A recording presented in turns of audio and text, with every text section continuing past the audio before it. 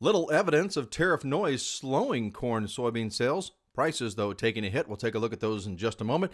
Your World in Agriculture for April 3rd, 2025, thanks to our sponsor, Imogene Ingredients.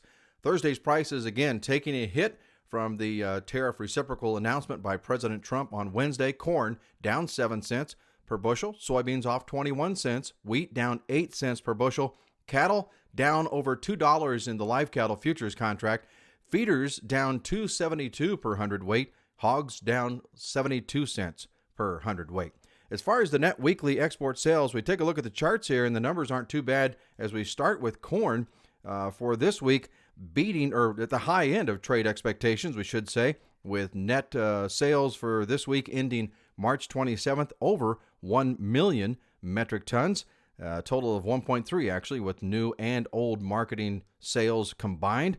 Pace of total commitments at 87%, and the total commitment by country showing Mexico on the bottom left chart, the big buyer, Japan, also the second biggest buyer this marketing year, followed by Colombia.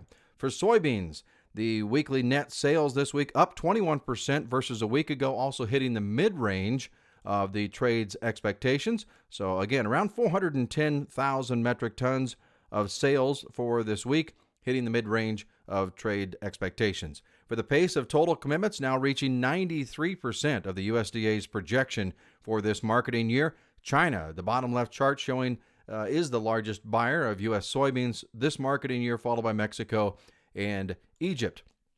Soybean oil, the wheat, or the net sales this week, down 69% versus a week ago. The sales hit the mid-range of the trade expectations.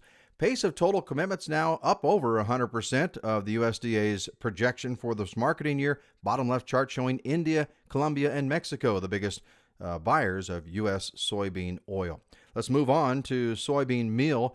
The weekly net sales for this week at 93,500, and those sales missed trade expectations. In fact, we hit a marketing year low with the soybean meal sales this week, also 44% below a week ago. Pace of the total soybean meal commitments reaching 72.4% of the USDA's projection. Mexico, Philippines, and Colombia showing in the bottom left bar chart as the biggest buyers of U.S. soybean meal. Let's move on to the weekly net sales for wheat. This week, beating the trade expectations, coming in around 435,000 metric tons when you combine the old crop and the new crop. Sales were up over a week ago as well. The pace of total commitments in the top right chart showing coming in at 93.4% of the USDA's marketing year projections for this week. And then, of course, the biggest buyer, Mexico, and the Philippines in the bottom left bar chart showing as the biggest buyers of U.S. wheat. So again, a look at the total commitments and also the weekly net sales showing that the wheat really was the leader this week. Again, a big thank you to Arrow Advisory, LLC, for the charts. Contact information is in the description section of this report. Cattle, hog, and poultry producers, listen up. If your livestock have scours, Imogene Ingredients has a product called Pharmatan. It stabilizes the digestive process. It can also save your animal, increase immunity levels, and improve general health.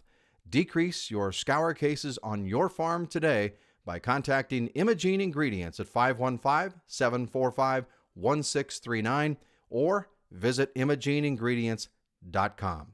Be sure to subscribe and like Your World in Agriculture for more farm content. I'm Mike McGinnis.